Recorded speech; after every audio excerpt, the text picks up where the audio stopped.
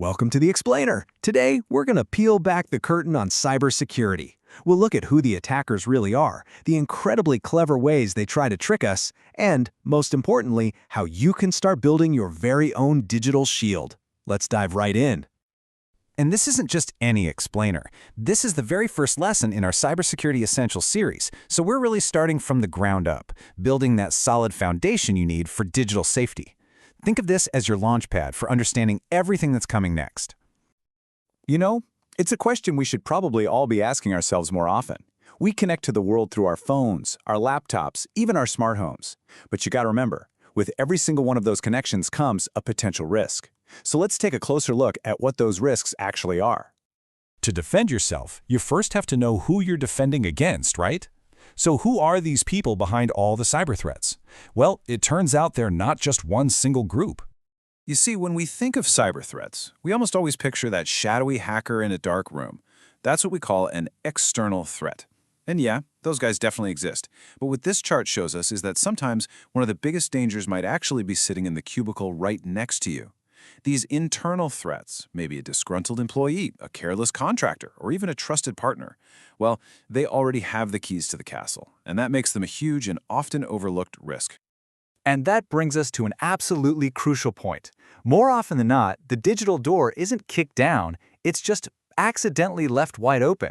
Whether it's because someone isn't aware of security policies, they download some unauthorized software, or it's just simple human error. People, you and me, are often the vulnerability that attackers are looking to exploit.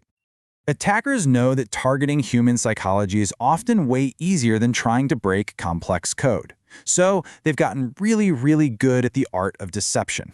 And that leads us right into a concept known as social engineering. At its core, social engineering is the art of manipulation. This isn't about writing code or hacking systems. It's all about exploiting basic human nature. The end goal is to trick you into willingly giving up sensitive information or taking an action that you normally wouldn't. So, how exactly do they do it? Well, they tap into our fundamental human instincts.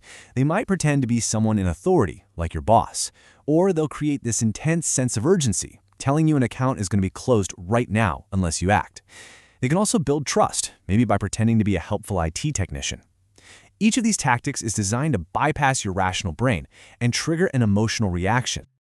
Okay, so now let's switch gears and look at the technical tools attackers use when those psychological tricks aren't enough. Welcome to the world of malicious software, or as you probably know it, malware. This chart breaks down the three classic types of malware. First up, the virus. Think of it like a biological virus. It has to attach to a host, like a document or a program, and it needs you to spread it by opening that infected file. Then you have the worm. This one's a lot more independent. It can travel across entire networks all by itself, no human help needed.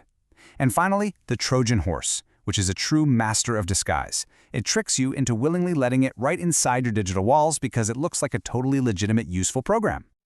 Now, a particularly nasty type of malware you've probably heard of is ransomware. It doesn't just steal your data, it actually encrypts it, locking you completely out of your own files.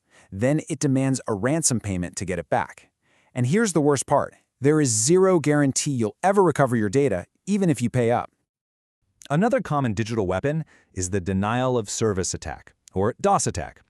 The concept here is brutally simple. You just overwhelm a website or a service with so much fake traffic that it can't handle any real requests from legitimate users.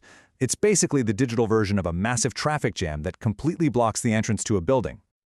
Okay, we've talked a lot about the threats and the weapons. Now for the most important part. How do you actually build that digital shield and start defending yourself? So your first and best line of defense isn't a fancy piece of software. It's you. It's all about building 4 key habits. Number 1, be skeptical. Always scrutinize unexpected emails. 2, resist the impulse to click. If you don't know for sure where a link goes, just don't go there. 3, question urgency. Remember, attackers want you to panic so you don't have time to think. And 4, always, and I mean always, update your software. Those updates are your armor against the latest threats. Of course, it's not just about personal responsibility. Organizations build multiple layers of defense, like you see here. You can think of a firewall as a digital bouncer, checking every bit of data trying to get in or out. Regular patching closes up security holes before attackers can find them. But ultimately, even the best technology is only as strong as the people who use it, which is why ongoing employee education is so critical. Look, if you take just one thing away from this whole explainer, let it be this. Technology can only do so much. Real, true security starts with awareness. Just knowing what to look for and thinking before you click is, without a doubt, your most powerful weapon against any cyber threat out there. So you're being vigilant, right? Your personal devices are updated. You're thinking critically about every email. That's great, but all of that is happening inside your network. What about the main gate that protects everything from the outside world? That's your firewall. And let me tell you, managing it can get pretty complex. If you're running a business, or even if you just want professional-grade security at home, figuring out who guards that gate is crucial. And that's exactly where a service like the Firewall Support Center comes in. They literally specialize in managing that main gate for you. Thanks for watching, and stay safe out there.